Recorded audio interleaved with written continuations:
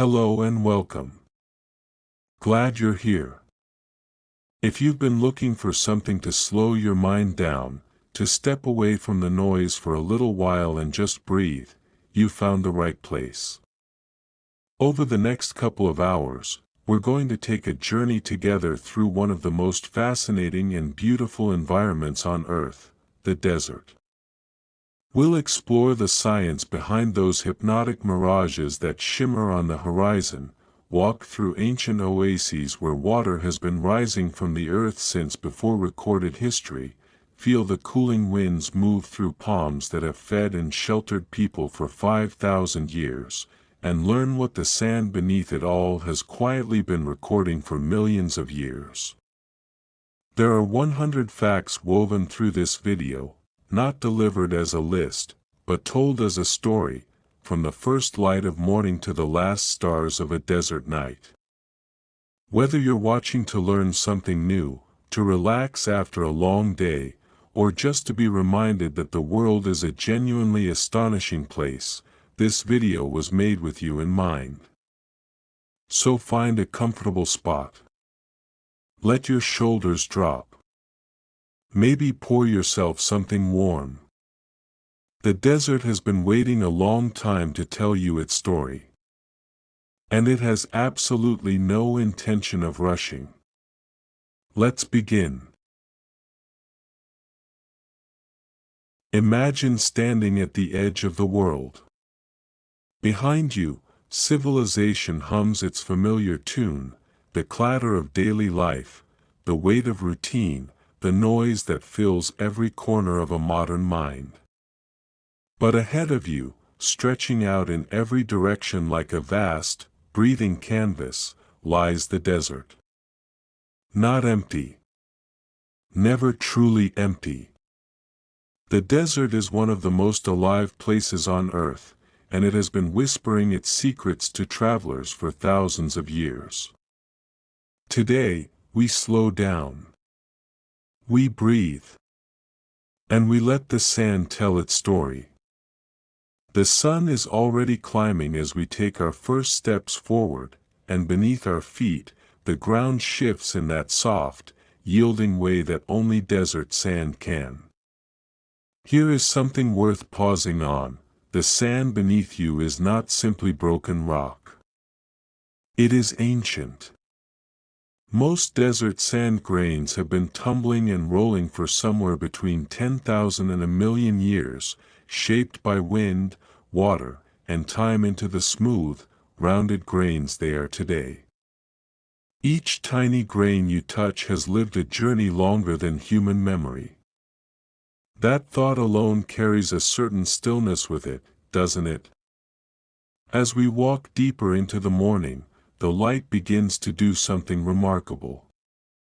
The air near the ground heats up faster than the air above it, and light bends, it refracts, as it passes through layers of air at different temperatures. And there, on the horizon, a glimmering pool of water appears. It shimmers and dances, looking for all the world like a lake, or a river, or salvation. This is a mirage, and a desert mirage is not an illusion of the mind, it is a completely real optical phenomenon. The light you are seeing is actual sunlight, bent so precisely by the atmosphere that it reaches your eyes from below the horizon line, reflecting the sky itself. You are not imagining water. You are seeing the sky, repositioned by physics. The desert is not deceiving you. It is simply showing you the world from a different angle. We press on, and the morning has that particular quality of desert hours, a golden, honeyed warmth that hasn't yet sharpened into the fierce heat of midday.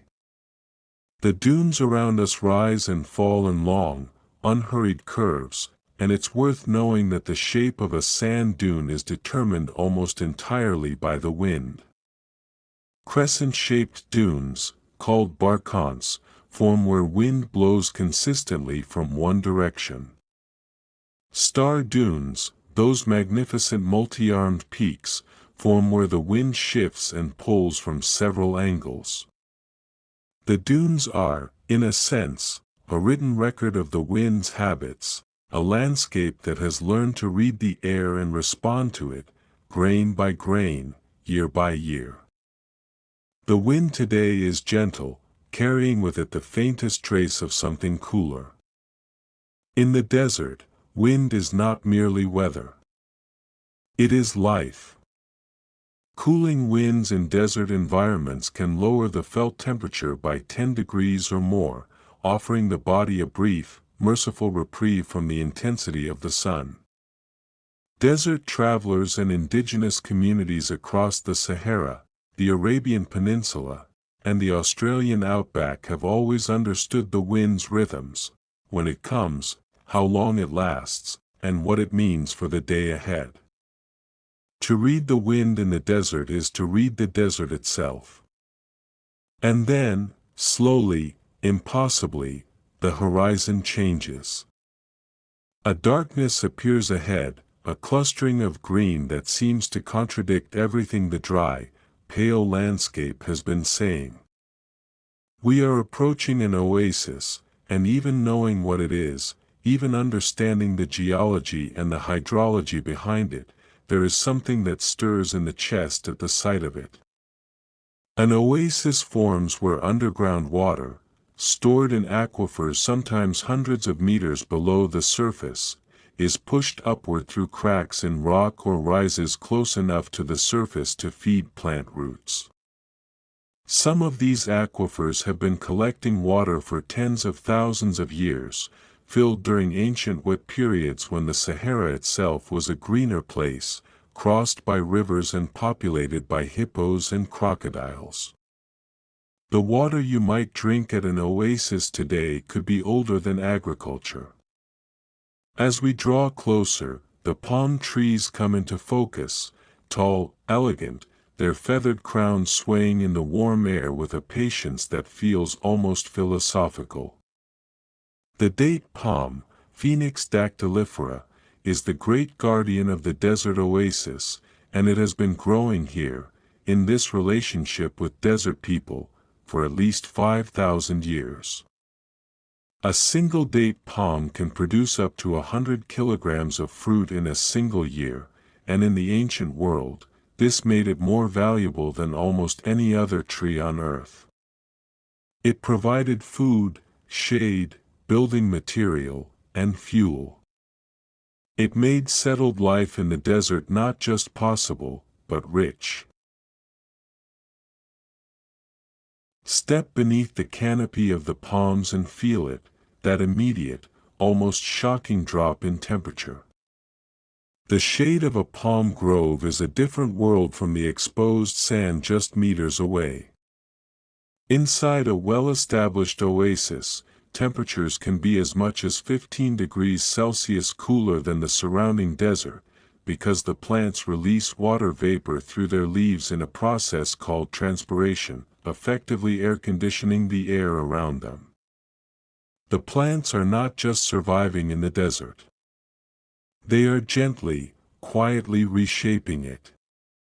We find a place to sit, and for a moment we simply listen. The wind moves through the palms above with a sound like soft rain, and out on the open sand beyond the tree line, the air is already beginning to shimmer with that midday heat. Look out there long enough and the mirage returns, that distant, silvery gleam, that bent sky masquerading as water. And here is something that takes the breath away when you think about it. The mirages that ancient travelers saw across these same deserts were often the reason oases were discovered in the first place. Desperate and exhausted, people followed what they believed was water on the horizon, and sometimes, occasionally, miraculously, the mirage and the real thing were not so far apart. The sky's reflection and the earth's gift, close enough together to change the course of a life. The first segment of our journey ends here, in the cool shade of palms older than most nations, beside water older than most civilizations, in air made gentle by leaves and wind and the slow, unhurried intelligence of the desert itself. There is so much more to learn. The sand has barely begun to speak.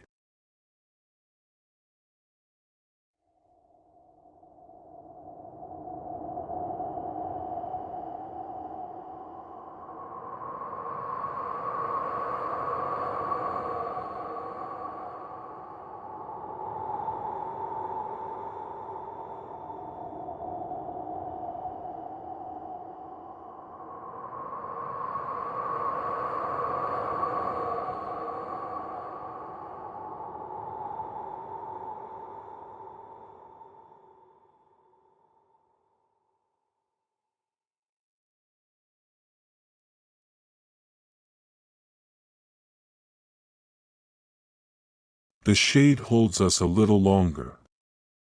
There is no rush here, the desert teaches that above all else. Time moves differently when the sun is the only clock, when the slow arc of light across the sky is the only schedule you are asked to keep. We settle deeper into the cool of the palm grove, and as the midday heat builds its slow, pressing weight beyond the tree line, we begin to look more carefully. Not outward this time, but downward. And inward. Because the desert's greatest secrets are not written across its surface. They are buried beneath it. The sand at the edge of the oasis looks still. Motionless. Permanent, even. But pick up a handful and let it fall through your fingers, and you'll begin to understand something fundamental. Desert sand is constantly in motion, even when it appears completely still. At the microscopic level, individual grains are always responding to air pressure, vibration, and temperature changes. And when the wind picks up even slightly, a process called saltation begins, where grains bounce and leap along the surface, each landing grain sending others into the air. A single moderate windstorm can move millions of tons of sand across hundreds of kilometers. The desert is not a fixed landscape. It is a slow, perpetual river of particles, flowing according to rules older than any map. Down beneath that moving surface, however, something extraordinary is happening. Life, tenacious, inventive, almost unbelievably resilient life, has made its home in the seemingly uninhabitable. Desert soil, even in the harshest environments, contains vast communities of microorganisms, including bacteria, fungi, and microscopic algae, many of which form what scientists call biological soil crusts. These crusts, visible as a dark, slightly rough texture on undisturbed desert ground, are living ecosystems no thicker than a few millimeters. They stabilize the soil, fix nitrogen from the atmosphere, and help retain moisture after the rare desert rain. They are fragile beyond measure. A single footstep can destroy a crust that took decades to form, and yet they cover a significant portion of the world's arid lands, quietly holding the desert together. Further down still, in the deeper layers of sand and rock, the real architecture of the oasis is taking shape. The aquifer systems that feed these green islands in the desert are not simple underground lakes, as people once imagined. Some desert aquifer systems are so vast they span multiple countries, holding more fresh water than many of the world's surface lakes combined. The Nubian sandstone aquifer system, which underlies parts of Egypt, Libya, Sudan, and Chad, contains an estimated 150,000 cubic kilometers of water. It is one of the largest known fossil water reserves on the planet. Its water deposited during the African humid period, roughly 6,000 to 10,000 years ago, when monsoon rains fell deep into what is now the Sahara. That water has been waiting, patient and still, ever since. The palms above us know nothing of this geology and yet depend on it entirely. Their roots reach down with extraordinary determination, sometimes penetrating 6 or 7 meters into the earth in search of moisture. But the date palm has another, lesser-known talent that makes it perfectly suited to oasis life. The date palm can tolerate soil salinity levels that would kill most other fruit-bearing trees, which matters enormously because desert groundwater is often mineral-rich and slightly saline. Where other trees would wilt and fail, the date palm endures, and more than endures, it thrives, producing its sweet, dense fruit in conditions that feel, to every other plant, like punishment.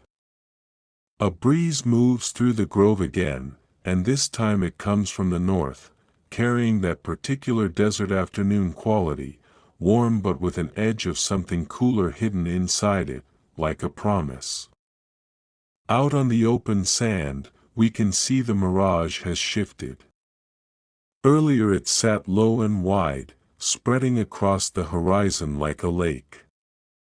Now it has changed shape, grown taller, and in its center, there appears to be a dark vertical form, a tree, perhaps, or a tower. This is what travelers once called a fata morgana, a complex, stacked mirage that occurs when layers of air at sharply different temperatures bend light so dramatically that distant objects can appear stretched, inverted, duplicated, and sometimes hovering above the ground. Ships at sea have appeared to float in the sky. Cliffs have appeared upside down above themselves. In the desert, real oases have been seen from impossibly far away, stretched tall and shimmering into something almost mythological. The line between what is real and what is refracted becomes, in these moments, genuinely philosophical. The afternoon deepens, and we notice the wind has begun to carry something with it, a faint, clean, mineral scent that desert people have always recognized as the smell of rain approaching from a great distance. This scent, known as petrichor, can travel ahead of a desert rainstorm by hundreds of kilometers, carried on the wind long before a single drop falls. It is produced when rainwater strikes dry earth and releases oils secreted by plants during dry periods, mixing with a compound called geosmin produced by soil bacteria. In the desert, the nose often knows before the eyes do that water is coming. Animals respond to it. Dormant seeds respond to it. The whole sleeping landscape seems to lean, almost imperceptibly, toward that distant promise. And when the rain does come, rarely, briefly, with the intensity of something that has been held back too long, the desert transforms with a speed that startles even those who know to expect it. Some desert wildflower seeds can lie dormant in the sand for decades, germinating only when rainfall reaches a precise threshold, ensuring they don't waste their single chance on a shower too light to sustain them. Within days of a sufficient rain, bare sand can be carpeted in color, poppies, daisies, desert primrose, a bloom so sudden and so vivid it seems less like biology and more like magic. The seeds were always there, dreaming beneath our feet, waiting with a patience that puts human endurance to shame. Back at the oasis, the water that feeds this small paradise moves upward through the earth with quiet, unhurried purpose. Where it reaches the surface, it often emerges not as a rushing spring but as a gentle seep, water appearing almost shyly between rocks and roots. The temperature of water emerging from deep desert springs remains remarkably constant year-round, often hovering between 20 and 30 degrees Celsius regardless of the season, because it has been insulated by hundreds of meters of rock from the wild temperature swings of the desert surface. In winter, this water feels warm. In the brutal heat of summer, it feels almost impossibly cool. It is, in the truest sense, a gift held at exactly the right temperature by the earth itself. We lean back against the rough trunk of a palm and look upward through the lattice of fronds at a sky going slowly golden at the edges. The mirage on the horizon has softened now, losing its sharpness as the sun angles lower and the temperature differential between ground and air begins to ease. In a few hours it will disappear entirely, only to be reborn tomorrow when the sun climbs again and the desert begins its daily performance. And we are left sitting between two miracles, the one above the ground that bends light into visions, and the one below it that bends water upward through rock and time to give life to this improbable, magnificent place.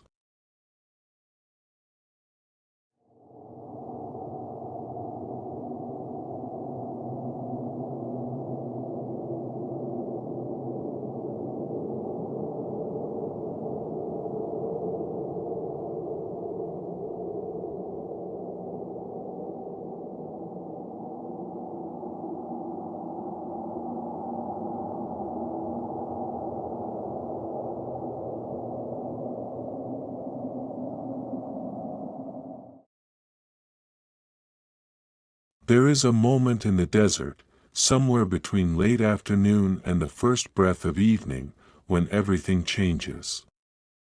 It happens quickly, more quickly than you might expect from a landscape that moves so slowly in every other way. The sun, which has ruled the day with absolute authority, begins its descent toward the dune line, and the desert, as if exhaling after holding its breath for hours, releases a warmth that rises from the sand in visible waves. The light turns amber, then copper, then a deep and burning gold. Shadows stretch long and dramatic across the dunes, turning familiar shapes into something sculptural, almost ceremonial. This is the desert's favorite hour. And if you are quiet enough, it will tell you things the daylight hours never could. The first thing you notice is the wind. Not because it has grown stronger, if anything, it has softened, but because it has changed its character entirely. Desert winds undergo a dramatic reversal in direction and behavior after sunset, a phenomenon driven by the rapid cooling of the sand's surface. During the day, superheated ground pushes warm air upward, drawing in winds from surrounding areas. But the moment the sun drops, sand, which holds heat very poorly compared to water or soil, begins cooling at a remarkable rate, sometimes losing 30 or 40 degrees of surface temperature within just a few hours. This cooling reverses the airflow.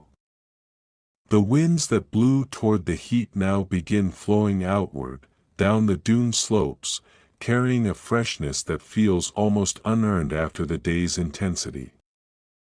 Desert peoples across centuries have timed their travel by these shifts, moving during the cooler night winds with a precision born of intimate, generational knowledge.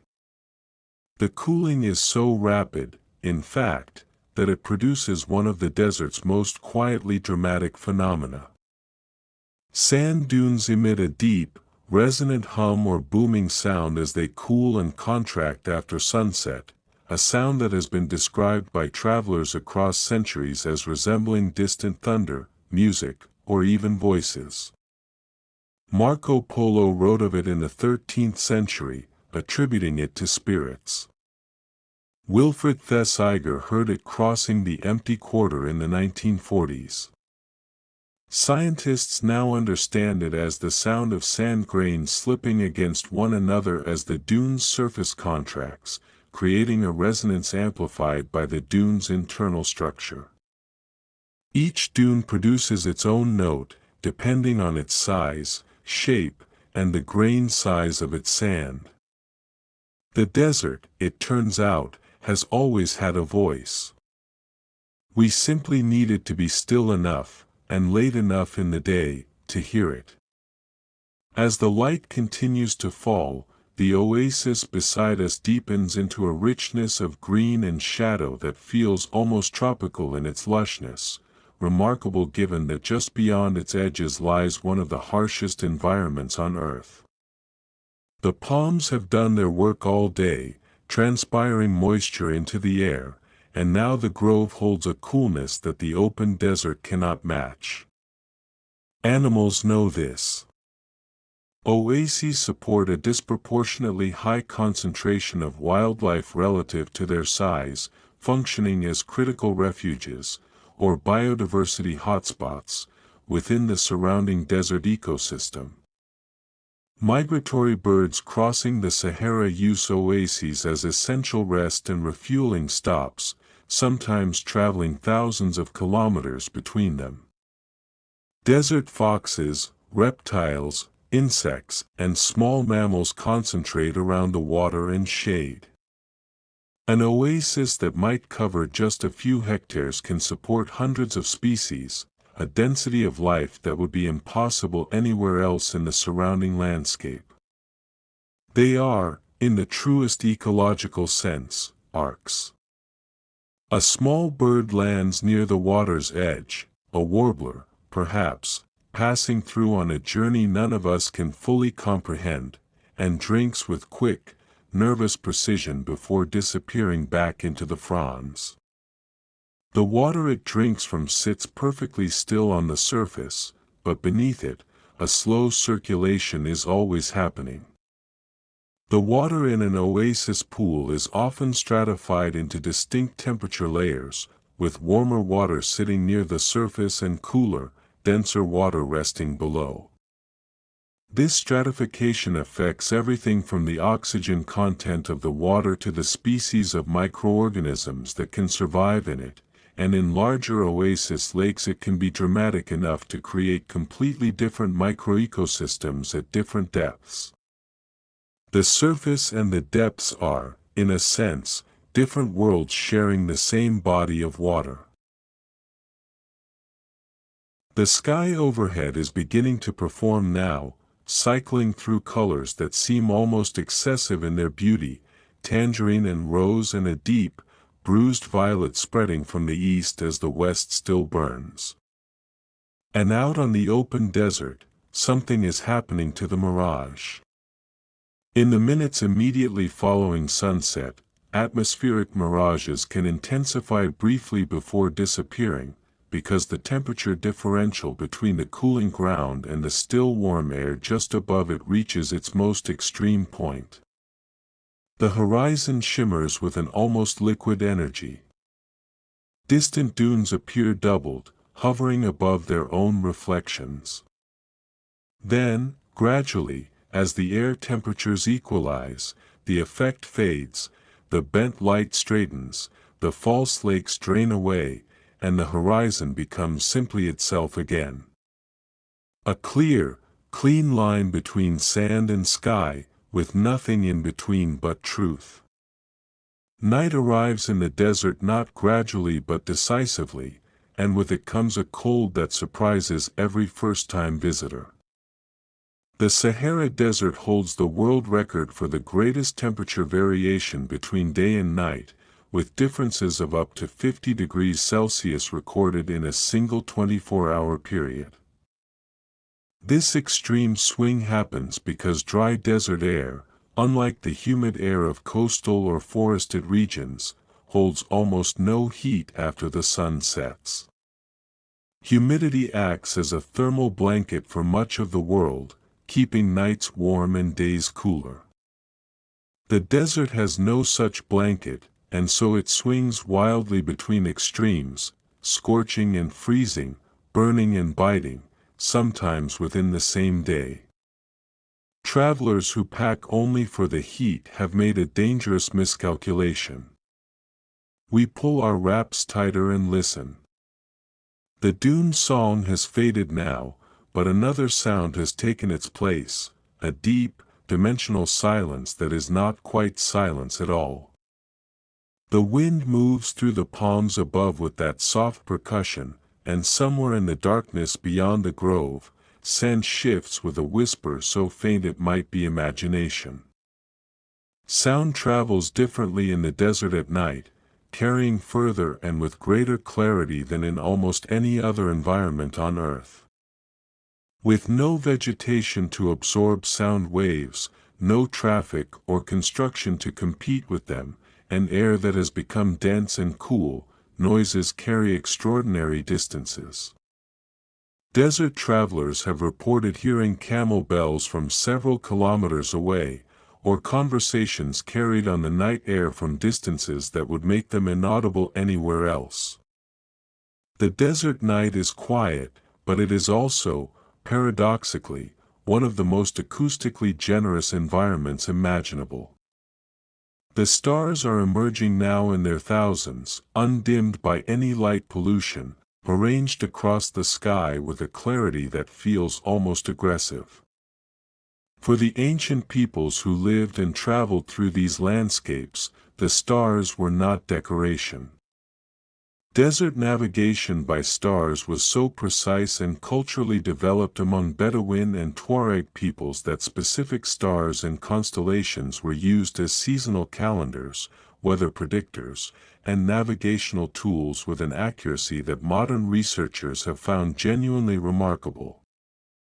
The position of the Pleiades told a traveler what month it was. Canopus, the second brightest star in the night sky, hung low and steady over the south, a fixed compass point for those crossing the great ergs. The sky was a library, and these peoples had read it so thoroughly that they could travel thousands of kilometers across featureless sand with a confidence that still astonishes those who study their routes. We sit beneath that immense, starred sky, wrapped in the warmth of the oasis against the cold that the open desert is already claiming beyond the tree line. The palms stand around us like patient sentinels, their roots deep in ancient water, their crowns moving against the stars. The day has been generous with its lessons, light bent into visions, water lifted from prehistoric depths, sand that sings, seeds that dream. And now the night offers its own curriculum, written in starlight and cool wind and the low, steady music of a world that has been here so long it no longer feels the need to explain itself.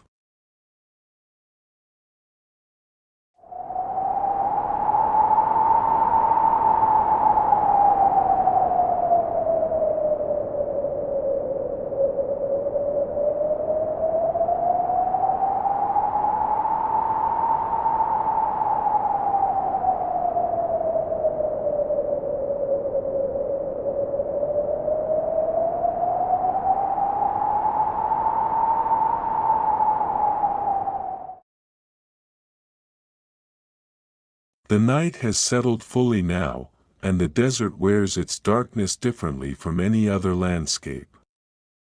There is a weight to it, a presence, as though the absence of light has substance here, something you can feel against your skin alongside the cold. The stars overhead are not just beautiful tonight.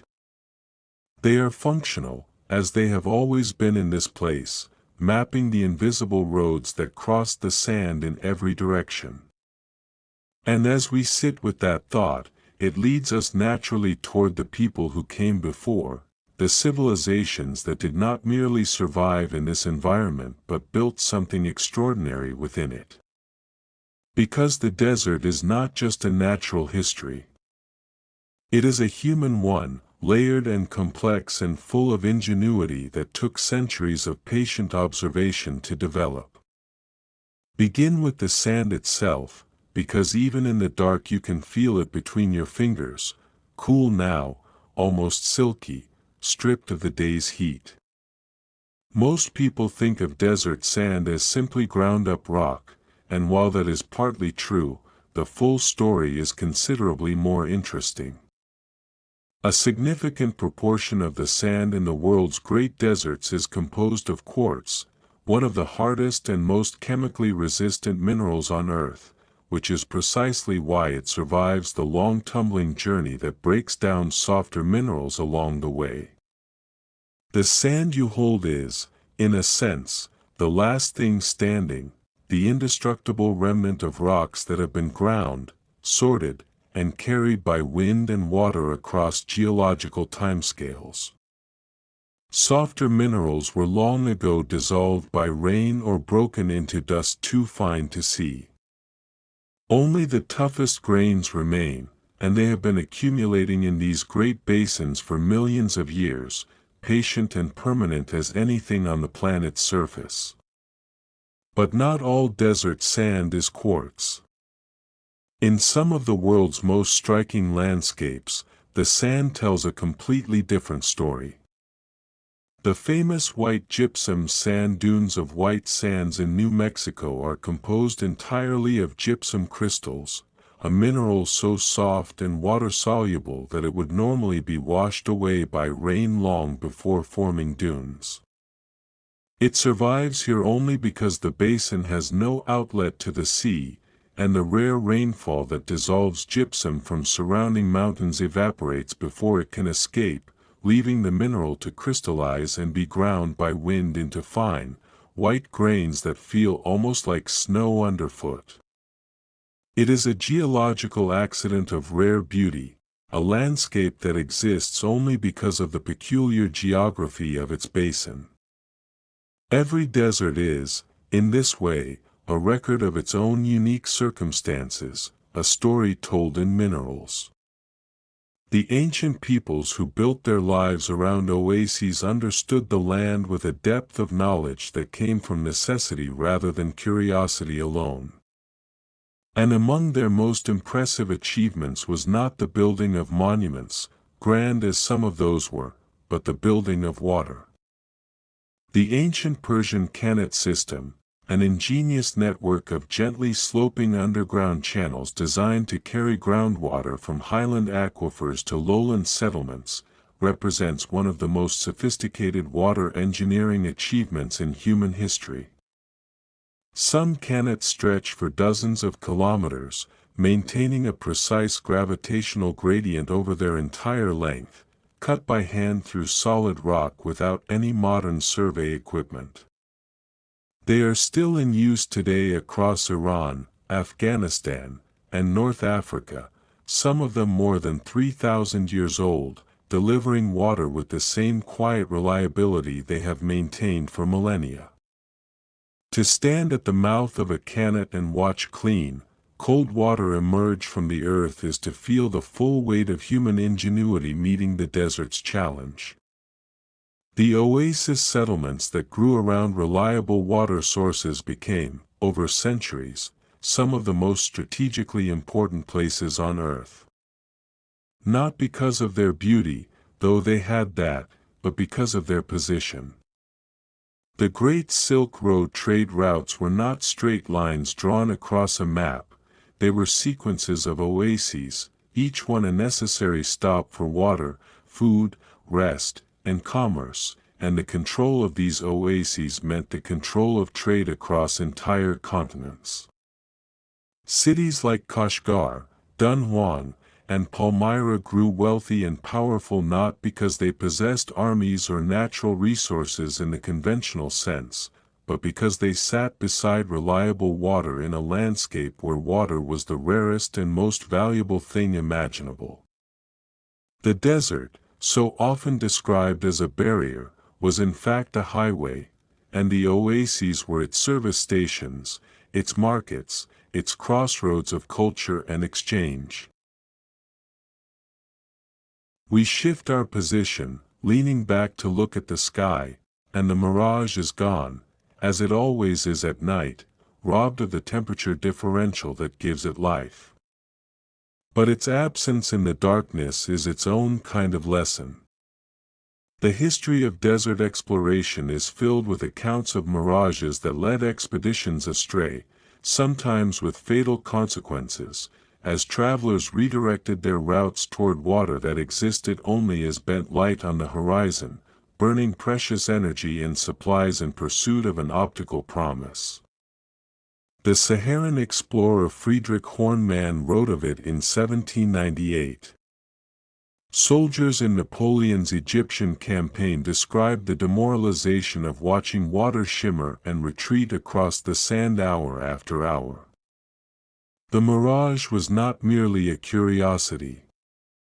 It was a genuine navigational hazard, and learning to read it, to understand its geometry and its timing, was as important a survival skill as reading the stars. The palms above us creak softly in the night wind, and this sound too carries history. The date palm's relationship with desert civilization is so ancient and so total that it is almost impossible to separate the two. But beyond its famous fruit, the palm offered something else that shaped the architecture and daily life of oasis communities for thousands of years. Every part of the date palm has a traditional use: the trunk for building and fuel, the fronds for roofing and basket weaving, the fiber for rope, the seeds ground as animal feed, and even the sap fermented into a drink called lagmi across North Africa and the Middle East. Nothing was wasted because nothing could be. In an environment where every resource was precious, the date palm was not just a food source. It was a complete material culture, a single tree that could roof your house, feed your family, clothe your animals, and light your fire. The wind shifts again, coming now from the southwest, and it carries a warmth that feels different from the cool night air of the oasis, drier, more insistent. This is the edge of what desert peoples across the Sahara call the harmattan, or, in the Arabian Peninsula, the shamau, the great seasonal winds that define the desert's annual rhythm. Seasonal desert winds can reshape entire dune fields over the course of a single year, moving individual dunes by as much as 30 meters in some of the world's most active sand seas. The Great Erg, the Arabic word for a sea of sand dunes, is not a static landscape. It breathes and shifts with the seasons, and the people who have lived beside it have always known which dunes are reliable landmarks and which are wanderers. Navigation in the deep desert required not just reading the land as it was, but knowing how it would change.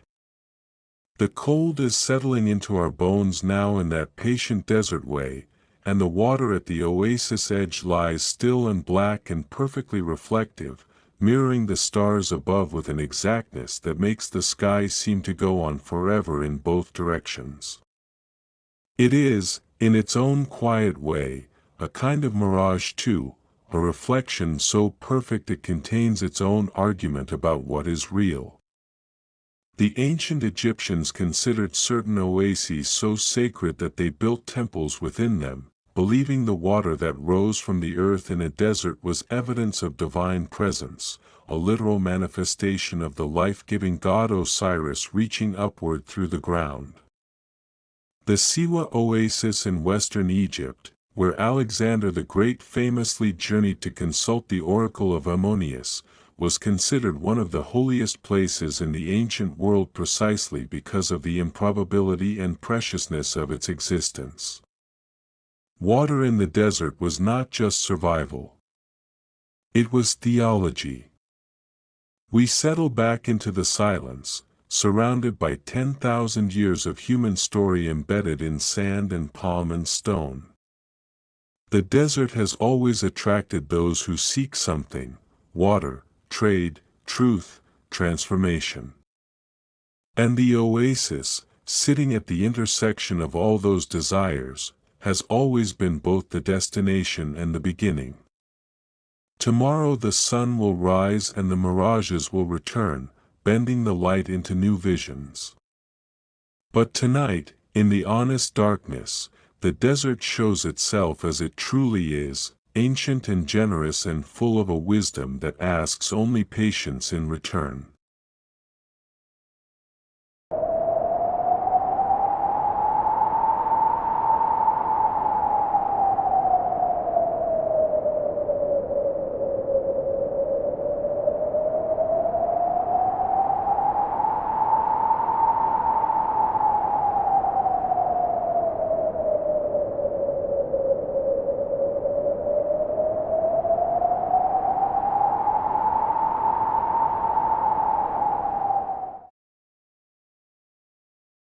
Dawn in the desert arrives without apology. One moment the sky is a deep, ink-blue stillness, the stars holding their positions with the quiet certainty they have maintained all night. Then, almost imperceptibly, the eastern horizon begins to change, a faint luminescence, a softening of the dark, a suggestion of color so subtle it seems less like light arriving and more like darkness deciding to leave. And then, with a suddenness that never quite loses its power no matter how many times you witness it, the sun clears the dune line and the desert ignites. Gold and copper and a clean, fierce white, spreading across the sand in long horizontal rays that make every grain sparkle individually, as though the ground itself is made of something precious. Which, in its own way, it is. The temperature, which bottomed out in the early hours of the morning with a cold that had genuine teeth, begins climbing immediately. Within an hour of sunrise, the sand's surface will have warmed by 20 degrees. Within 2 hours, the first mirages will begin to form on the open ground beyond the oasis, that familiar shimmer returning like a daily visitor who knows the routine. But before the heat builds to its full authority, this golden morning hour belongs to the creatures and plants that have spent millions of years learning to negotiate the desert's impossible terms. And their solutions, the strategies they have developed, the biological engineering they have perfected, are among the most elegant examples of adaptation anywhere on Earth. Look closely at the sand near the base of the palms and you will see tracks, small, precise impressions left in the cooler hours by creatures that have long since retreated to shade or burrow. Among the most remarkable of these desert survivors is the humble desert beetle of the Namib, a creature that has solved one of the desert's central problems with an ingenuity that has inspired engineers and scientists for decades. The Namib fog beetle collects drinking water by standing on ridge crests at dawn and tilting its body at a precise angle to face the incoming fog, allowing water droplets to condense on the bumpy surface of its back and roll down into its mouth. It drinks the sky. In a landscape where rain may fall fewer than 10 times a year, this beetle has engineered a personal water harvesting system from nothing but its own body geometry and the behavior of coastal fog. Researchers studying this mechanism have used it as the basis for fog collection nets, water harvesting building materials, and self-filling water bottles. The beetle solved the problem millions of years before we thought to ask the question. The plants of the desert have their own equally sophisticated answers. Beyond the date palm, which we have come to know well over these past days, the desert supports a surprising diversity of plant life, each species shaped by its particular relationship with scarcity. The most dramatic of these adaptations belongs to the succulent plants, cacti, aloes, and their relatives, but the desert's botanical ingenuity extends far beyond water storage. Many desert plants have developed extraordinarily deep and wide lateral root systems, with some species spreading their roots across an area up to 50 times the width of the visible plant above ground, creating an underground net capable of capturing moisture from a vast area after even the lightest rainfall. The plant you see above the sand may be small and modest. What lies beneath it is vast, ambitious, and ancient. The oasis palms participate in their own quiet climate management, and as the morning advances and the temperature climbs, the grove around us maintains its cool with a consistency that feels almost deliberate. The air is noticeably moister here than on the open sand, and for good reason. A mature date palm can transpire, release as water vapor, up to 300 liters of water per day through its leaves, effectively functioning as a living humidifier for the surrounding air. A grove of palms, working collectively, creates a microclimate that can support species of birds, insects, and plants that would have no other foothold in the surrounding desert. They are not just growing in the oasis. They are, in a meaningful sense, creating it, expanding it, deepening it with every year of their presence. Out on the open sand, the first mirage of the day is forming right on schedule. It appears first as a faint, almost imperceptible brightening of the lower horizon, then gradually resolves into that familiar liquid shimmer, spreading wide and low across the ground between the dunes. We watch it from the shade of the palms, and there is something companionable about it now, a familiar phenomenon we have begun to understand on intimate terms. But today it is behaving slightly differently. The heat is building faster than yesterday, and the mirage seems to pulse and breathe, its edges curling and shifting. The intensity and visual complexity of a desert mirage is directly related to the steepness of the temperature gradient between the hot ground surface and the cooler air above it. The more dramatic the difference, and the thinner the layer over which that difference occurs, the more powerful the light-bending effect.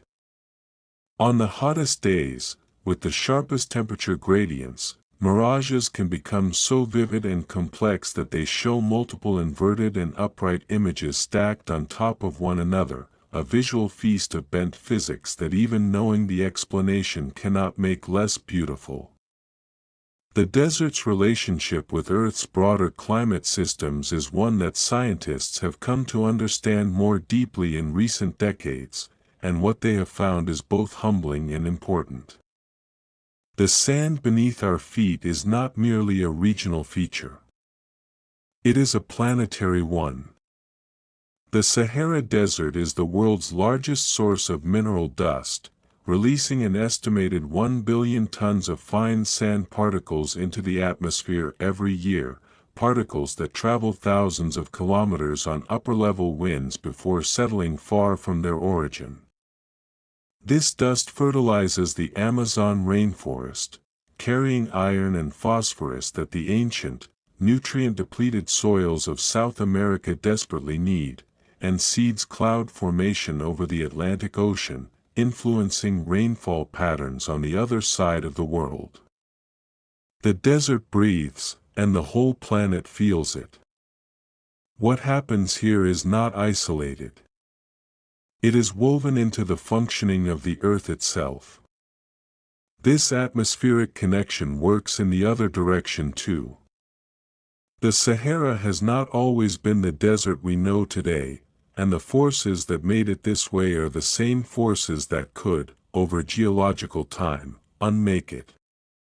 Roughly 6,000 years ago, the Sahara was a green, wet landscape of grasslands, lakes, and rivers, a period scientists call the African humid period or the Green Sahara, before a slow shift in Earth's orbital tilt gradually reduced the summer monsoon rains that sustained it. The bones of crocodiles and hippos have been found deep in the central Sahara. Rock art in places that now receive almost no rain shows people swimming, fishing, and herding cattle beside rivers that have been dry for 5,000 years. The desert is not a permanent condition. It is a phase, a long one, certainly, but a phase nonetheless, and beneath its sand lie the fossils of a completely different world. A sudden movement at the Oasis pool pulls our attention back to the immediate. A small desert fox, a fennec, with those improbable, satellite dish ears that seem designed for a different animal entirely, has approached the water's edge with quick, delicate steps. The fennec's ears are not merely charming. They are functional to a degree that represents millions of years of refinement. The fennec fox's oversized ears serve a dual purpose. They provide extraordinary hearing sensitivity for detecting prey moving underground, and they function as radiators, dissipating body heat through the extensive network of blood vessels close to the skin surface, keeping the animal cool without the need for panting or sweating that would cost precious water. Every element of its biology is an answer to a question the desert asked. The ears that look excessive are exactly right. The fox drinks quickly and vanishes back into the shade, leaving ripples on the oasis pool that spread in perfect circles, disturbing that flawless star reflection from the night before. And we are left with the thought that every living thing in this landscape, every beetle and palm, every grain of quartz, every molecule of ancient water rising through rock, is part of a system so interconnected and so finely balanced that pulling on any single thread changes the whole. Scientists studying desert oasis ecosystems have found that the removal of even a single keystone species, such as a particular pollinator or seed-dispersing bird, can trigger cascading effects that alter the vegetation structure of the entire oasis within just a few decades. These places are resilient in the long view, having survived ice ages and humid periods and the slow drift of continents. But they are also, in the short term, surprisingly fragile, dependent on relationships between species that took millennia to develop and can be disrupted in a generation. The sun is fully established now, and the day has committed itself to heat. The mirages dance and multiply on the open sand with the confidence of a daily performance they have been giving since long before any human was here to watch them. The oasis holds its green ground with quiet determination, the palms swaying in the first warm wind of the morning, their roots deep in water that fell as rain before the pyramids were built. And we sit at the intersection of all of it, ancient water and living desert and bent light and the 10,000 small survival stories playing out around us, grateful for the shade, and for the slow, unhurried education that this place offers to anyone willing to be still enough to receive it.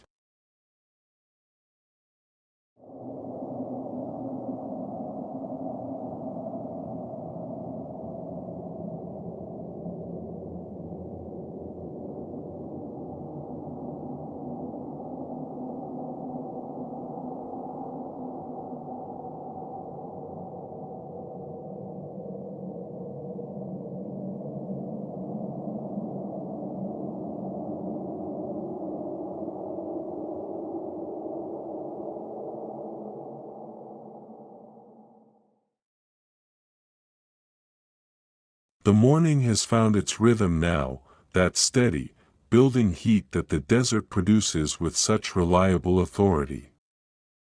The palms throw their shade in precise, shifting geometries across the sand, and the oasis pool lies still and copper-colored in the mid-morning light, reflecting a sky that has deepened from the pale gold of sunrise into a blue so saturated it seems almost solid. We have been here long enough now to feel the place settling into us, the rhythms of it, the silences, the particular quality of attention that the desert seems to require and, in requiring it, to reward.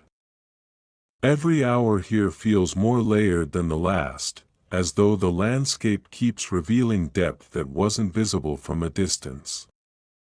And today, the desert has a different kind of story to tell, one that moves between the physical and the historical, between the ground beneath our feet and the vast human dramas that have played out across it. Begin with something that seems, at first glance, like an absence.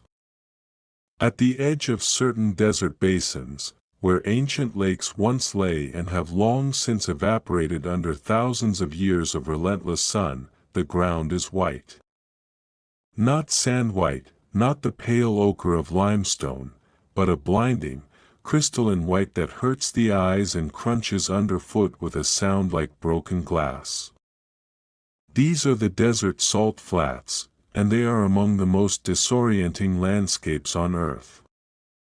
Desert salt flats, known as playas or shots depending on their region, form when ancient lake beds evaporate completely, leaving behind concentrated mineral deposits, primarily sodium chloride, gypsum, and borax, that can accumulate to depths of several meters over millennia. The Bonneville Salt Flats in Utah, the Sala de Uyuni in Bolivia, the Shots of Tunisia, each one is the ghost of a lake, a mineral memory of water that has not been present for thousands of years. Walk across one and you are walking on the floor of a vanished world. These salt flats produce some of the most extraordinary mirage conditions on Earth, and for a reason that connects directly to the physics we have come to know well over these past days. The white, highly reflective surface of a salt flat reflects sunlight almost perfectly, preventing the ground from absorbing the heat that drives temperature gradients on darker sand surfaces. Instead, the heat builds in the air just above the surface with unusual intensity, creating temperature gradients so steep and so close to the ground that mirages on salt flats can appear at eye level rather than on the horizon, creating the complete illusion of standing on the surface of a vast, perfectly still lake stretching in every direction. Early explorers crossing the Australian Salt Lakes described the experience as profoundly disorienting, unable to tell where the ground ended and the reflected sky began, the horizon dissolving entirely into a seamless, shimmering continuity of silver light. Some reported feeling as though they were suspended in the middle of a sphere of water with no edges and no exit. The physics is simple. The experience is anything but. Salt itself, the primary mineral of these flats, has a history in the desert that rivals gold in its economic and political significance. For thousands of years, across the trans-Saharan trade routes that connected sub-Saharan Africa to the Mediterranean world, salt was not merely a condiment. In medieval West Africa, salt was so scarce and so essential for food preservation and human health that it was traded weight for weight against gold, and the salt mining city of Timbuktu grew wealthy beyond imagination largely because it sat at the intersection of salt trade routes moving south and gold trade routes moving north. The Malian Empire, one of the wealthiest states in medieval history, derived a significant portion of its enormous fortune from taxing this exchange. Mansa Musa, whose 14th-century pilgrimage to Mecca with an entourage of 60,000 people and enough gold to crash the Egyptian economy, built his treasury in no small part on the trade in desert salt. The white crystals crunching beneath our feet were once, in the right place, more valuable than almost anything else on Earth. The wind picks up slightly as the morning advances, carrying with it that familiar mineral dryness that defines desert air at its purest. And the wind today is doing something audible. Across the open sand to our west, where a field of medium-sized dunes rises and falls in a series of rounded crests, a low, resonant sound is building, not the cooling contraction hum of the previous evening, but something different. Deeper. More sustained. This is the active voice of moving sand, and it is extraordinary. When sand avalanches down the slipped face of a dune, the steep downwind side, the grains can synchronize their movement in a way that produces powerful acoustic resonance, generating sounds that range from a low bass rumble to a surprisingly musical tone that can reach 105 decibels, as loud as a motorcycle at close range. The phenomenon, called spontaneous dune song or booming dunes, occurs in only about 30 locations worldwide, in deserts as far apart as the Gobi, the Sahara, the Arabian Peninsula, and the Atacama. Scientists discovered that the sound frequency is determined by the size of the sand grains. Larger grains produce lower notes, finer grains higher ones. The dunes are, quite literally, musical instruments, and the wind is their musician. The acoustics of the desert extend beyond the dunes themselves, however, into the broader question of how sound behaves in this landscape at different times of day. We noted at night how clearly sound carries across cool desert air. But the daytime desert has its own acoustic personality, shaped by the same temperature gradients that produce mirages. Sound waves, like light waves, refract when they pass through air layers of different temperatures, and in the desert, this means that sound can bend upward during the heat of the day, being deflected away from the ground surface and carried above the heads of anyone standing on it, creating acoustic shadow zones where sounds that should be audible simply disappear. A camel caravan a kilometer away might be inaudible in the midday heat, then perfectly clear an hour after sunset when the temperature gradient reverses and sound bends back toward the ground. The desert's acoustic landscape shifts with the sun, just as its visual one does. Back at the oasis, the palms are doing what they do every midday, holding still, conserving, their fronds turned to minimize their exposure to the direct overhead sun, each tree making the same small adjustment in response to the same daily challenge. In the shade beneath them, where we have retreated from the building heat, the air carries a faint sweetness that comes not from the palms themselves but from another plant that grows at their feet. The dum palm, a distinctive branching palm with a harder, more fibrous fruit than the date palm, produces a fruit with a remarkable property. The dum palm fruit contains a natural compound called gingerbread plum that has been used in traditional desert medicine for thousands of years, and recent pharmaceutical research has identified antifungal, antibacterial, and anti-inflammatory properties in its extracts that validate what desert healers have long observed empirically.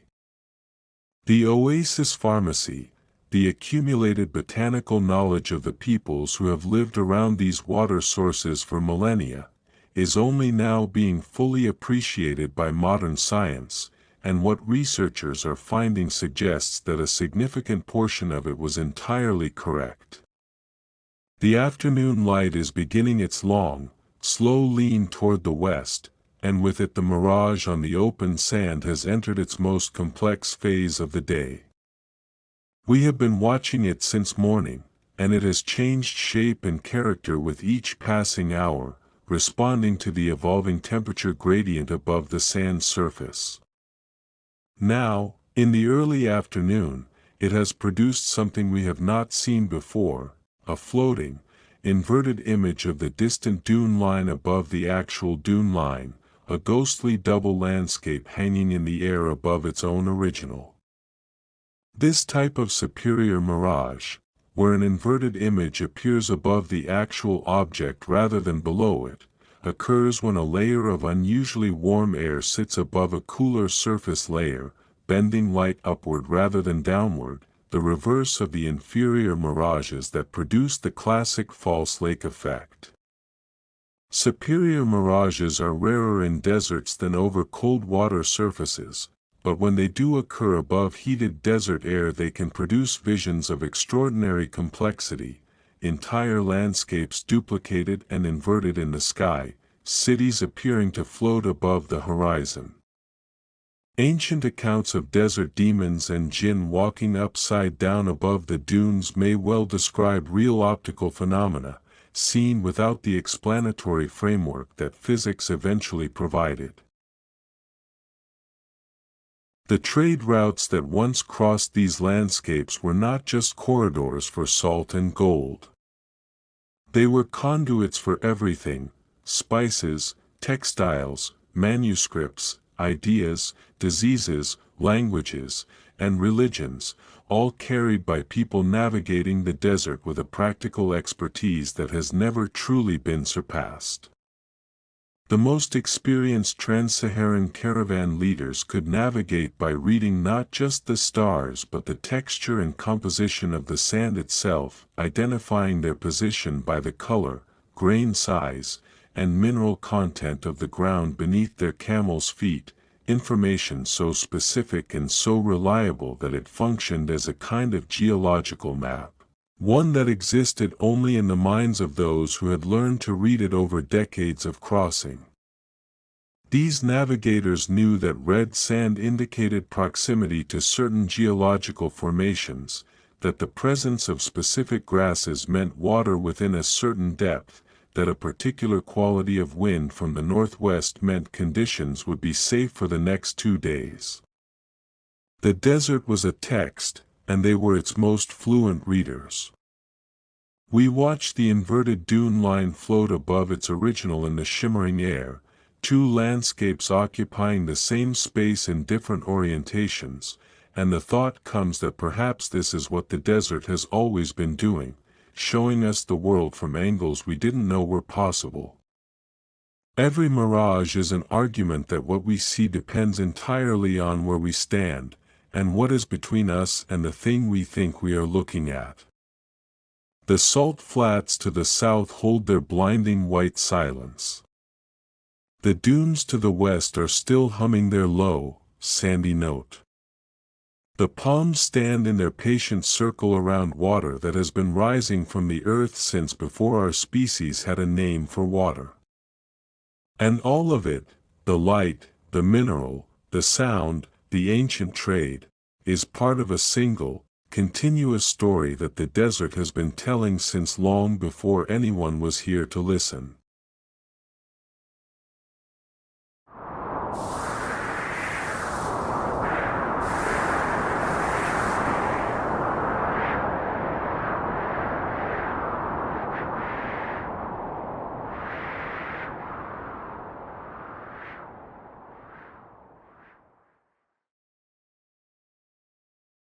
There is a particular hour in the desert afternoon when the light stops being merely illumination and becomes something closer to substance.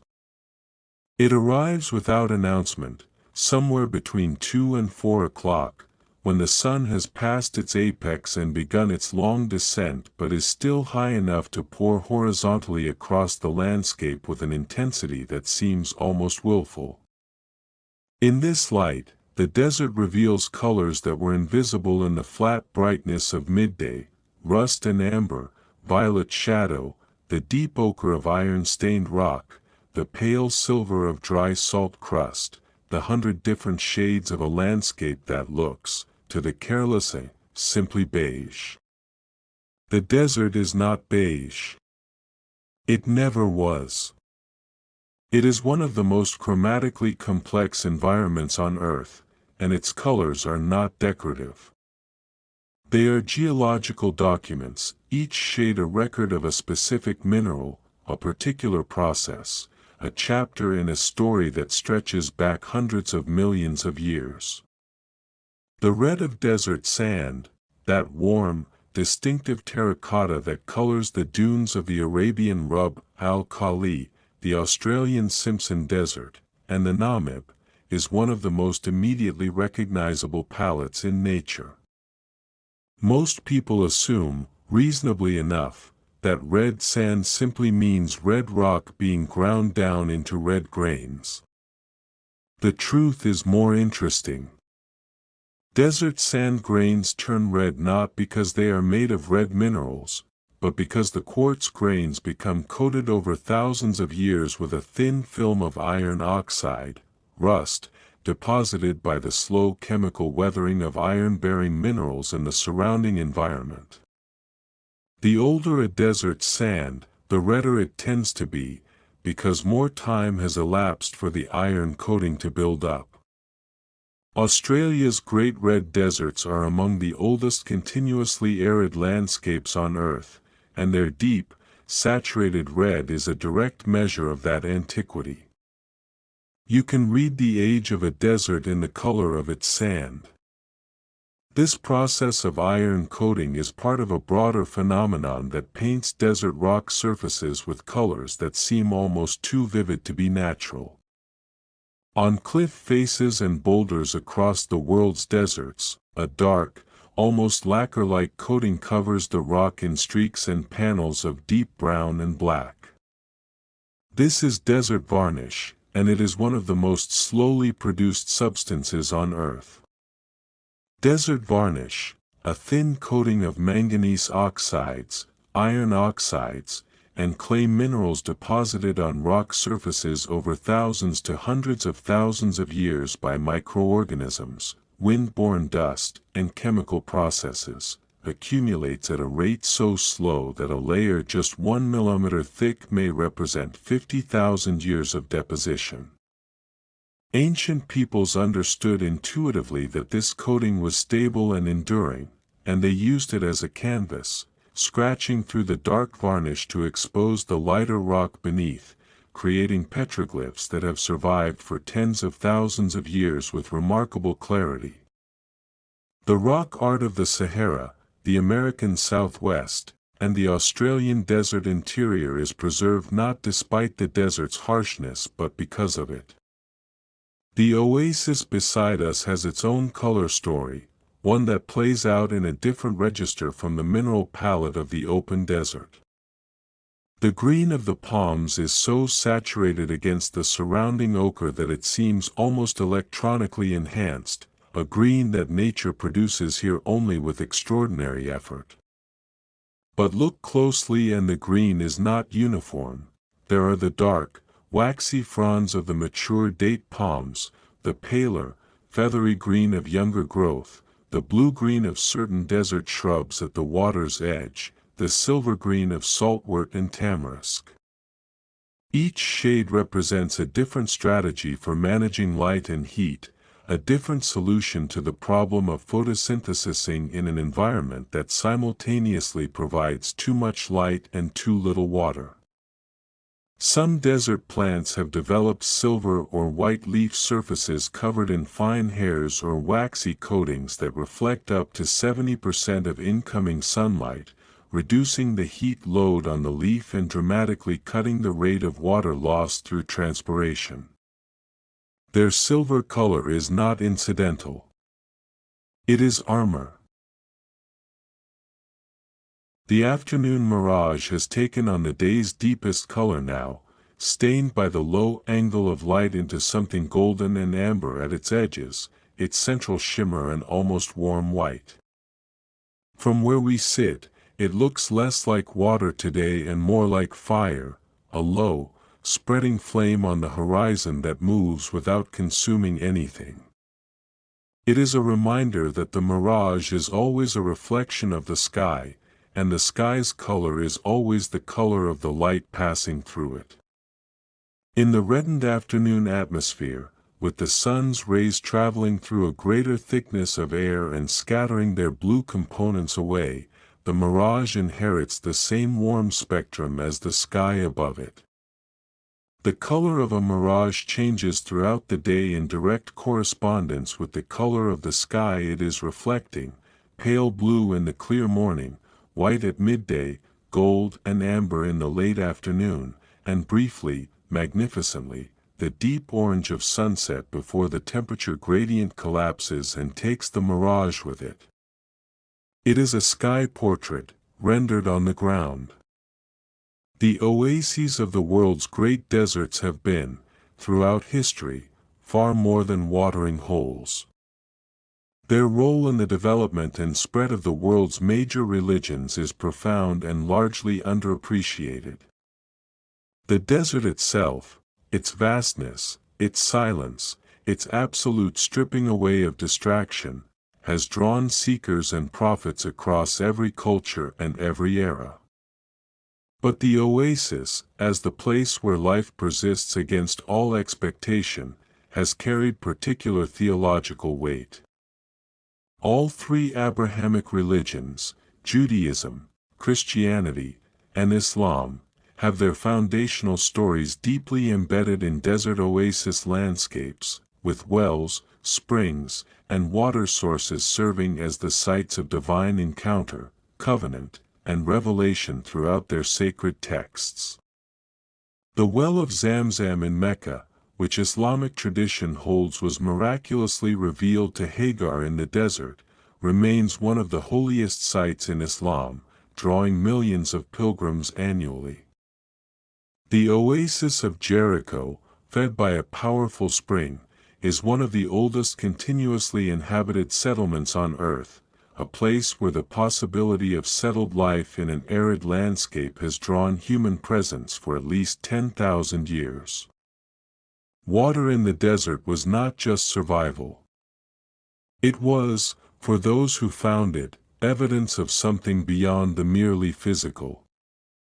The geology beneath this oasis stretches back through time in layers that a trained eye can read like pages of a book, and the story those pages tell extends far beyond any human history. Desert landscapes, precisely because they are dry and erosion is primarily wind-driven rather than water-driven, preserve geological features with exceptional clarity. Rock formations that would be worn smooth and buried by vegetation in a wetter climate stand here in sharp, readable relief. The desert exposures of the American Southwest contain one of the most complete records of Earth's geological history anywhere on the planet, with rock layers visible in canyon walls that represent an unbroken sequence of nearly 2 billion years of Earth history, nearly half the age of the planet itself. Standing at the rim of the Grand Canyon, you are looking at time in a way that is almost literally incomprehensible, each visible layer representing not centuries but millions of years of accumulation, compression, and transformation. The desert strips the earth bare and lets you see what it is made of, and how long it took to become itself. The deep time recorded in desert rock includes chapters that overturn our assumptions about these landscapes entirely. Beneath the sand of the Sahara, and preserved in the exposed rock faces of its mountain ranges and plateaus, lies evidence of environments so different from the present that they seem to belong to another planet. Fossilized riverbeds, lake sediments, and marine limestone formations found deep within the Sahara record a sequence of dramatic environmental transformations spanning hundreds of millions of years, periods when this region lay beneath shallow tropical seas, periods when it was covered by vast river systems, periods of glaciation, and periods of lush, humid forest. The desert is not what this land has always been. It is simply what it is now, in this particular chapter of an enormously long story whose earlier chapters are written in the rock beneath the sand. The color of the sky is deepening toward the east as the afternoon continues its slow revolution toward evening, and the shadows of the palms have grown long and theatrical across the sand. In this light, the oasis pool has turned the color of hammered copper, warm, rich, almost metallic, and the ripples from the small spring that feeds it catch the light individually, each one a tiny, moving mirror. It is a beautiful moment, and it is also, quietly, a moment of deep geological improbability. The aquifer feeding this spring may have begun collecting its water during the Pleistocene epoch, the age of mammoths and giant sloths, meaning that the water currently rising through the rock and filling this pool may be between 10,000 and 30,000 years old. It fell as rain on a Sahara that was green and crossed by rivers and populated by megafauna that no longer exist. It seeped through rock so slowly, moving so carefully downward through the geological layers, that it has arrived at this surface in our time, in our century, for us to sit beside and contemplate.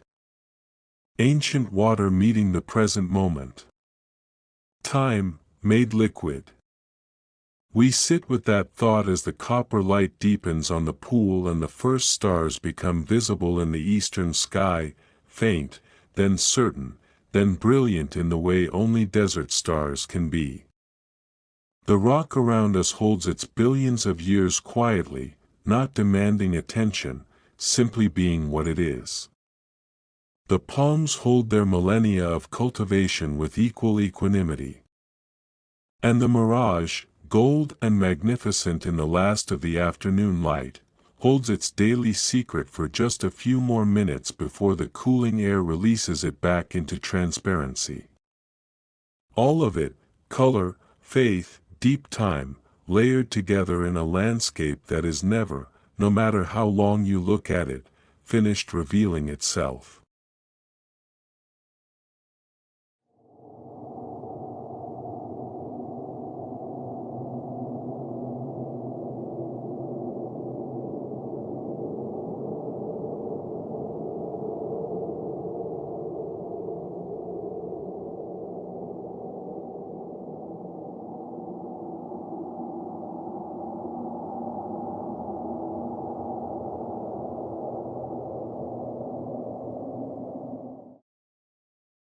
There is a quality of light in the desert on the ninth day that feels different from every day that preceded it.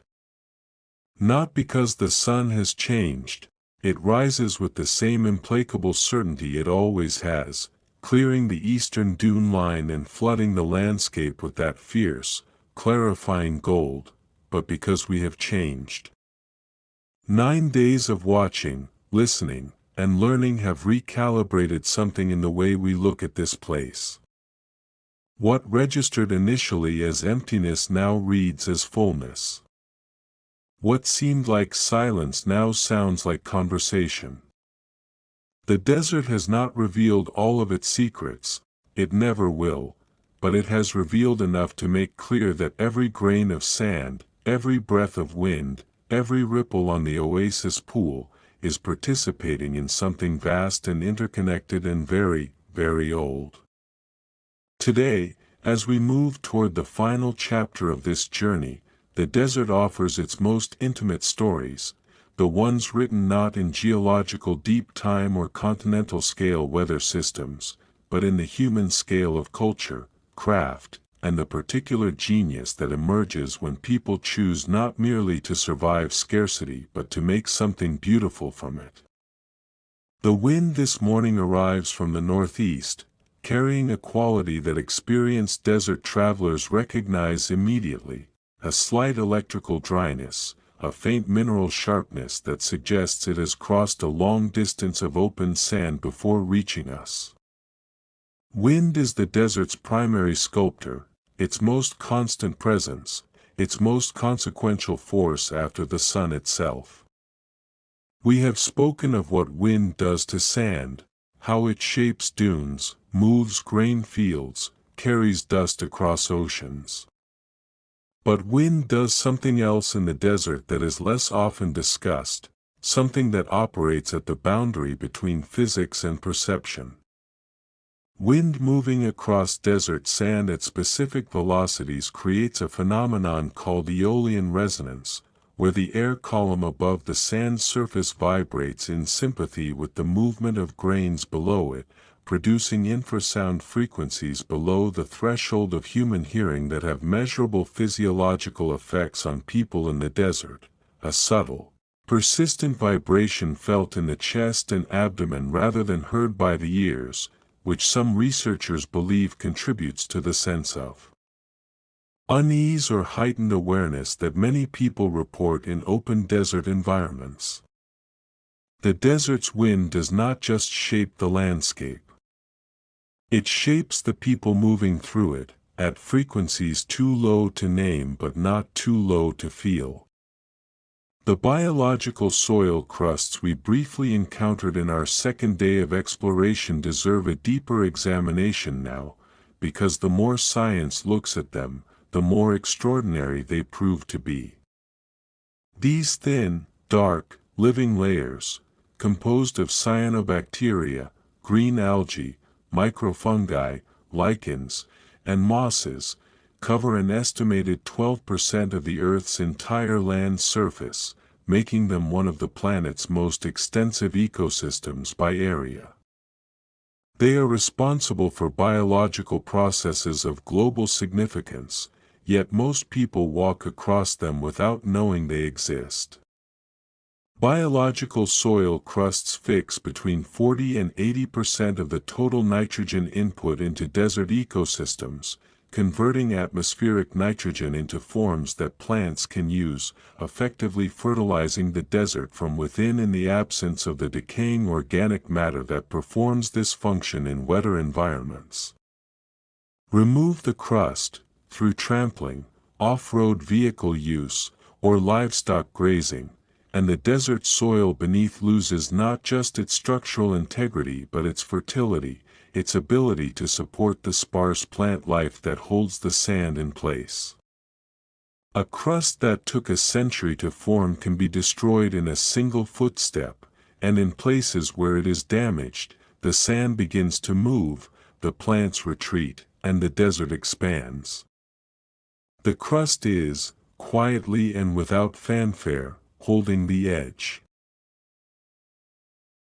The wind shifts slightly, coming now more from the east, and with it comes a sound that stops us completely, a low, sustained resonance rising from a dune field perhaps half a kilometer distant, where the slipped faces of a row of tall, crescent-shaped barcons are shedding their daily accumulation of wind-driven sand in long, whispering avalanches.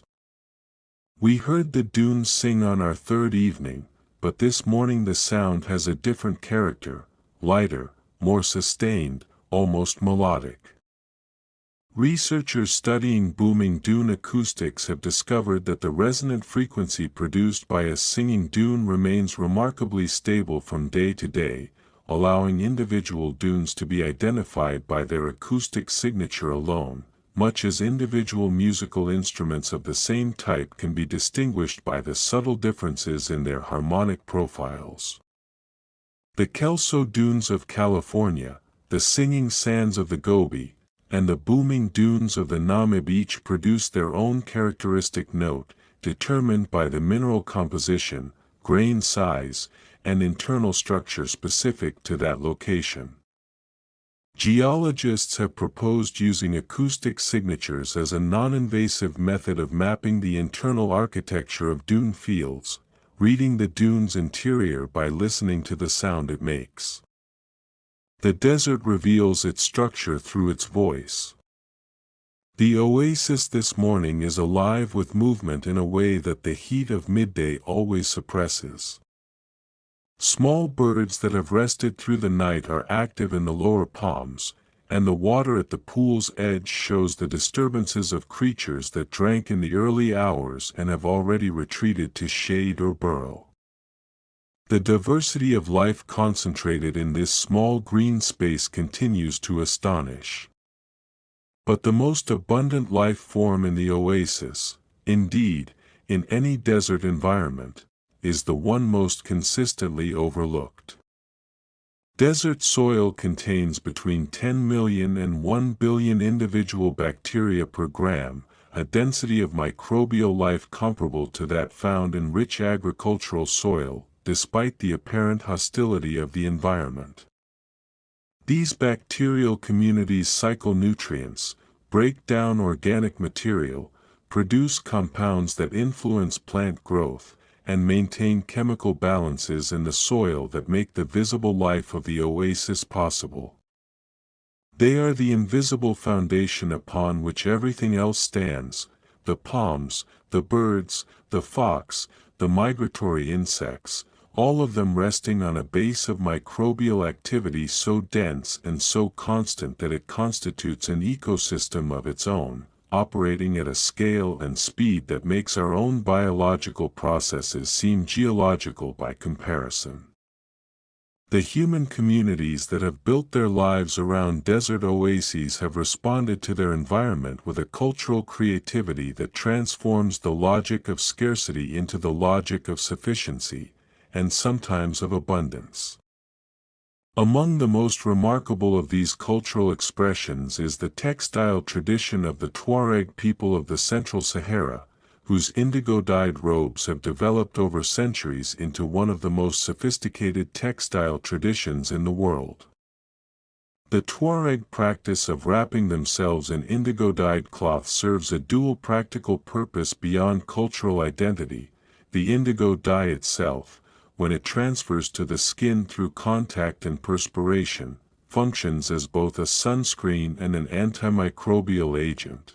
Properties of the indigo molecule that modern chemistry has confirmed and that the Tuareg understood empirically long before the relevant biochemistry was articulated.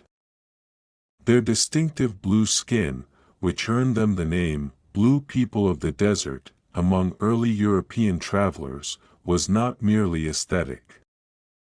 It was adaptive, clothing that worked as medicine, beauty that served survival. The afternoon mirage has appeared with its usual punctuality, spreading across the ground between the dunes with a confidence that 9 days of observation has made entirely familiar. We know it now. We understand its physics, its daily rhythm, its relationship to temperature and light angle and atmospheric layering. And yet it retains the power to stop the eye, to interrupt the thought, to insist on being looked at. This, we have come to understand, is not despite our knowledge of what it is but partly because of it. Psychological research into the mirage experience has found that informed observers, people who understand the optical physics of mirages, report higher levels of aesthetic appreciation for them than uninformed observers, a finding that runs counter to the intuition that mystery is necessary for wonder. Understanding the mechanism, it turns out, does not diminish the phenomenon. It deepens it, adding a layer of appreciation for the elegance of the physics to the simple visual pleasure of the sight. Knowledge and wonder, rather than being opposites, appear to be mutually reinforcing. The desert has been making this argument all along. The cultural richness of desert-dwelling peoples extends into domains that continue to surprise researchers who approach these communities with assumptions formed in wetter, more materially abundant environments. The oral poetry traditions of the Bedouin, for example, represent a literary achievement of extraordinary sophistication. Classical Arabic poetry, which emerged from Bedouin desert culture, developed a formal metrical system of 16 distinct poetic meters, the system codified by the 8th century scholar Al-Khalil ibn Ahmad al-Farahidi, that remains one of the most complex prosodic systems in any literary tradition, comparable in its technical sophistication to the classical meters of ancient Greek and Sanskrit poetry. This literary complexity developed not in the cities and libraries of settled civilization but among nomadic desert people who carried their entire literary tradition in memory, reciting and composing poetry around fires in landscapes not unlike the one surrounding us now. The absence of writing did not impoverish the tradition. It demanded a different, perhaps deeper, form of engagement with language. The biological strategies of desert plants continue to reveal themselves as we sit through the afternoon. Beyond the adaptations we have already discussed, deep root systems, waxy leaf surfaces, water storage in stems, the desert's plant life has developed chemical strategies for survival that have profound implications for human medicine. The creosote bush of the American desert, one of the most drought-tolerant plants on Earth, produces a compound called nordohydroguaretic acid that functions as a powerful antioxidant and antimicrobial agent, helping the plant suppress the growth of competing plants and bacteria in its root zone while protecting its own tissues from oxidative damage in the intense desert sunlight. Researchers investigating this compound have found potential applications in cancer treatment, food preservation, and the treatment of viral infections. The creosote bush has been solving problems that human biochemistry is only beginning to understand, using chemical tools developed over millions of years of desert adaptation. The evening is arriving now with its familiar theatricality, the sky cycling through its colors above the oasis with a patience that invites contemplation rather than urgency. 9 segments of this journey have carried us from the first shimmer of a morning mirage through the geology of ancient water, the acoustics of singing sand, the navigation of ants and galaxies, the theology of desert springs, the chemistry of blue skin, and the poetry of people for whom the desert was not a hardship to endure but a home to inhabit with full creative attention. The mirage on the horizon is turning gold again, that daily transformation that never quite loses its power. And the thought settles in quietly, with the weight of something earned rather than simply stated, that the desert's greatest teaching may be this, that limitation, approached with sufficient attention and imagination, does not produce less.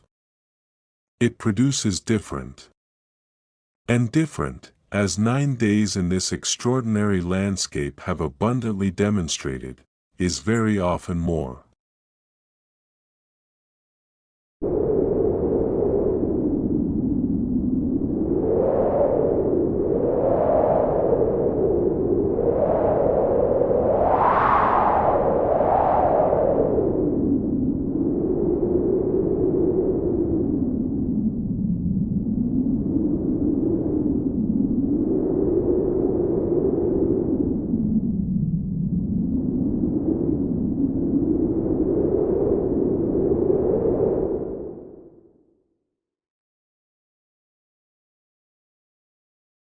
The 10th morning arrives differently from all the others. Perhaps it is the knowledge that this is the last one, that today the desert will offer its final chapter, and we will carry whatever it has given us back into the world beyond the dune line. Or perhaps the desert itself knows something about endings, having witnessed so many of them, civilizations, lakes, rivers, species, all arriving and passing through this landscape while the sand continued its patient, unhurried work of being exactly what it is. The light this morning has a quality that is difficult to name precisely, clearer than usual, more present somehow, as though the atmosphere has thinned overnight and everything is a fraction closer than it was yesterday. The palms stand in their familiar circle around the water, their fronds barely moving in the pre-dawn stillness. The oasis pool is a perfect mirror, holding the last stars on its surface with a fidelity that seems almost reluctant to release them as the sky begins, slowly, to lighten in the east. We have been here long enough to love this place. And loving it makes the leaving feel like a loss worth acknowledging before we begin. The first light finds the dune line to the east and ignites it, as it always does, into that impossible gold. And with the light comes the wind, the gentle, easterly morning wind that we have come to know as the desert's daily opening movement, its way of beginning the conversation before the heat arrives to dominate it. This wind carries something this morning. A fineness of dust, barely visible, that catches the early light and turns the air itself faintly luminous, as though the atmosphere between us and the dune line has been lightly gilded. This is the desert's most constant offering to the wider world, its dust, its mineral generosity, its perpetual contribution to systems far beyond its own boundaries. We have spoken before of the Sahara's billion tons of annual dust reaching the Amazon. But the story of desert dust operates at even more fundamental levels than fertilization. Desert mineral dust particles serve as the primary nuclei around which water droplets form in clouds across much of the northern hemisphere, meaning that the desert's contribution to global rainfall is not merely indirect, through fertilizing forests that transpire moisture, but direct, providing the microscopic mineral seeds without which rain clouds cannot form at all. The desert, that most waterless of landscapes, is quietly essential to the production of water everywhere else. The mirage appears this morning earlier than usual, summoned by a temperature gradient that builds faster on this particularly clear, still day. It arrives at the horizon as a faint brightening, then resolves into its familiar shimmer with a speed that surprises even after 10 days of watching it.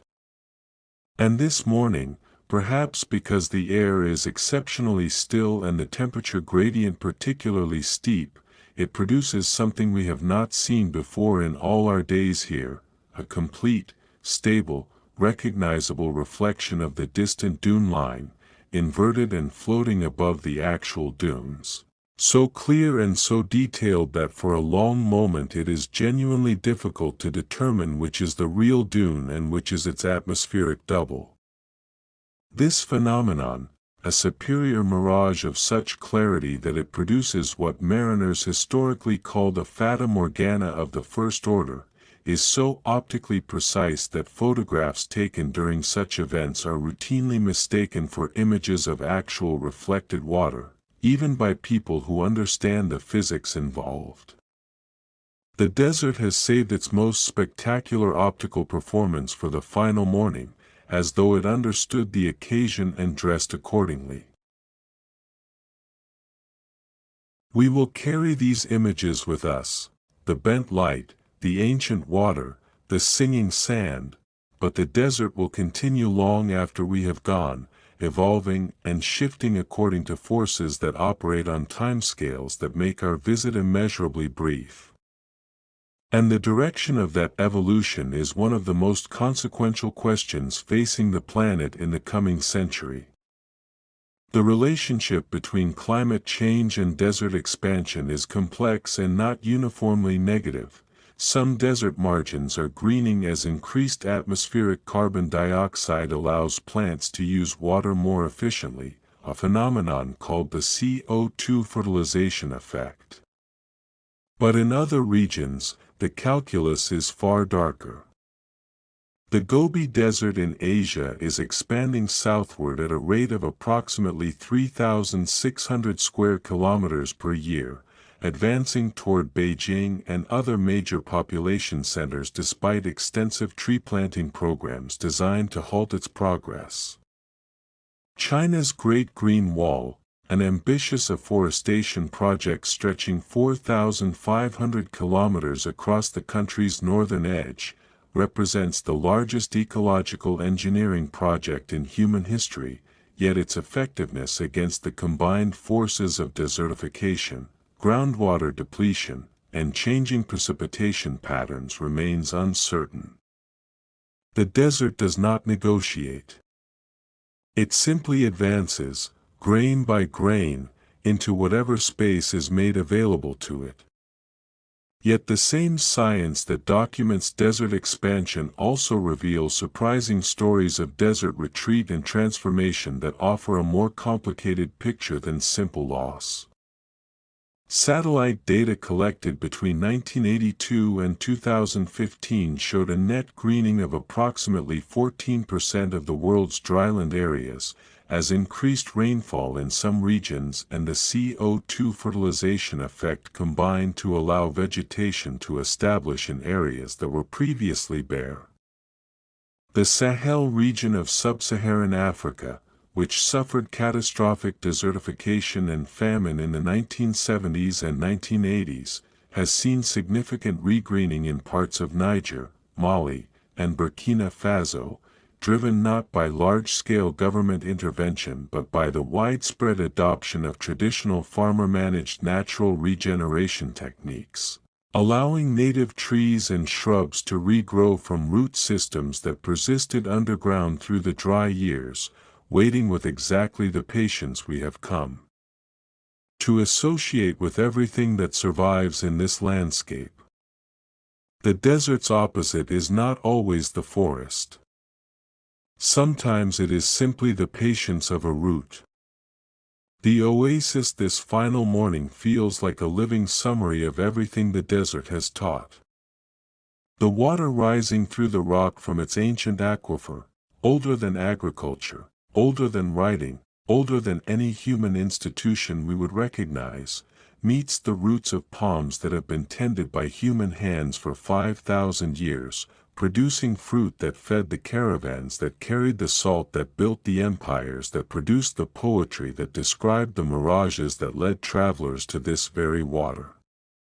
It is a loop so complete and so elegant that it feels less like history and more like a demonstration of something fundamental about the relationship between the living and the landscape. The date palms currently growing in oases across the Sahara and Arabian Peninsula are not wild trees. Every single one is a cultivated variety, propagated by human hand through offshoots rather than seed for so many generations that the cultivated date palm is now essentially a domesticated species, as dependent on human management for its optimal survival as a domestic animal, and as deeply shaped by thousands of years of selective cultivation. The palms and the people made each other. Neither is quite what it would have been without the other. The morning advances, and the heat is building with its reliable authority toward the midday intensity that will send every sensible creature into shade. The mirage has settled into its stable mid-morning form, wide, low, shimmering, and we watch it with the ease of familiarity, the way you watch the face of someone you have come to know well, reading its expressions without effort. And in this comfortable familiarity, a final thought about the mirage arrives that feels like the most important one yet. The mirage has been, throughout all our days here, both a physical phenomenon and a metaphor, and the metaphor it embodies is not, as it is so often characterized, one of deception or cruelty or the mocking of thirst. Neuroscientists studying the perceptual psychology of mirages have found that the human brain's tendency to interpret the mirage as water is not a failure of perception but a demonstration of its efficiency.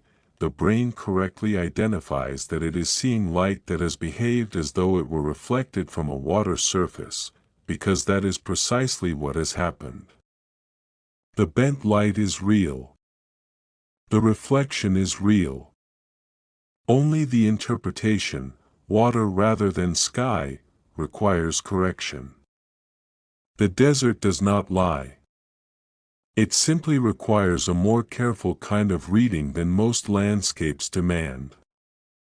The wind that arrives in the late morning carries, for the first time in 10 days, a quality that does not belong entirely to the desert, a faint, distant moistness at its edges, so subtle that you might dismiss it as imagination. But it is real. Somewhere beyond the dune line, in a direction we cannot see, the atmosphere is shifting in ways that will eventually bring change to even this ancient, stable landscape.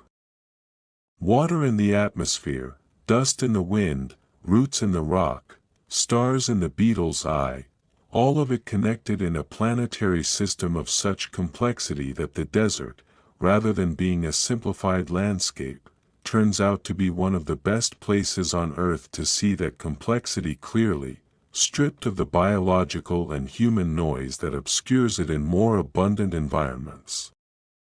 The study of desert atmospheres has contributed more foundational knowledge to the science of climate and weather than almost any other environment on Earth, because the desert's aridity removes the confounding variables of humidity and vegetation, allowing researchers to observe atmospheric processes in something approaching their elemental form. We understand global weather better because of what the desert air, in its cleanness and its extremity, has been willing to show us. The palms throw their last long shadows of the morning across the oasis sand as the sun climbs toward its apex, and we stand for a moment at the edge of the grove, where the shade ends and the open desert begins, that precise line between the world the palms have made and the world as it would be without them. Behind us, ancient water and living green and the accumulated biological wisdom of 5,000 years of cultivation. Ahead, the open sand stretching to a horizon decorated with the desert's final optical gift, the mirage, shimmering and faithful and endlessly patient. The total volume of water held in the world's desert aquifers is estimated to exceed 500,000 cubic kilometers, more than 30 times the volume of all the world's lakes combined, most of it ancient, most of it inaccessible with current technology, all of it representing a geological inheritance of almost incomprehensible scale. The desert is not empty of water. It is full of water that moves on timescales we are only beginning to understand and measure. The apparent paradox of the desert, this vast store of ancient water beneath the world's driest surface, is perhaps its greatest and most hopeful secret. We take our final steps back into the shade of the palms and sit one last time beside the oasis pool, which holds this morning's sky on its surface with the same perfect fidelity it has shown every morning, blue and still and seemingly infinite in its modest depth. 10 days. 100 facts. And what emerges from all of it, as we sit in the cooling shade and listen to the wind move through the fronds above and watch the mirage hold its shimmering position on the horizon, is not a collection of information but something closer to a feeling, a sense of the desert as an entity with its own deep coherence, its own internal logic, its own long patience with the brief and earnest attention of any individual life. The sand that has been traveling for 1,000,000 years does not notice our 10 days. The water rising from the Pleistocene does not record our presence. The mirage will form tomorrow morning regardless of whether any eyes are there to see it, bending the light according to the same physics it has always obeyed, reflecting the same sky it has always reflected, shimmering above the same ancient sand. Studies of desert soundscapes recorded across different seasons and times of day have found that even the apparently silent desert produces a continuous, complex acoustic environment of wind, sand movement, thermal cracking of rocks, and biological sound, a constant, layered voice that speaks without pause, whether anyone is listening or not. The desert does not perform for us. We are simply, briefly, lucky enough to be in the audience. The mirage holds. The palms stand. The ancient water rises. And the desert, which has been here since long before we arrived and will be here long after we have gone, continues its patient, magnificent, inexhaustible conversation with time, grain by grain, degree by degree, shimmer by shimmer, asking nothing of us except, perhaps, that we pay attention while we can. This concludes the Desert Oasis Mirage's journey. 100 facts. 10 segments. 1 desert, speaking in the only language it has ever known, the quiet, unhurried language of deep time, bent light, and the extraordinary persistence of life.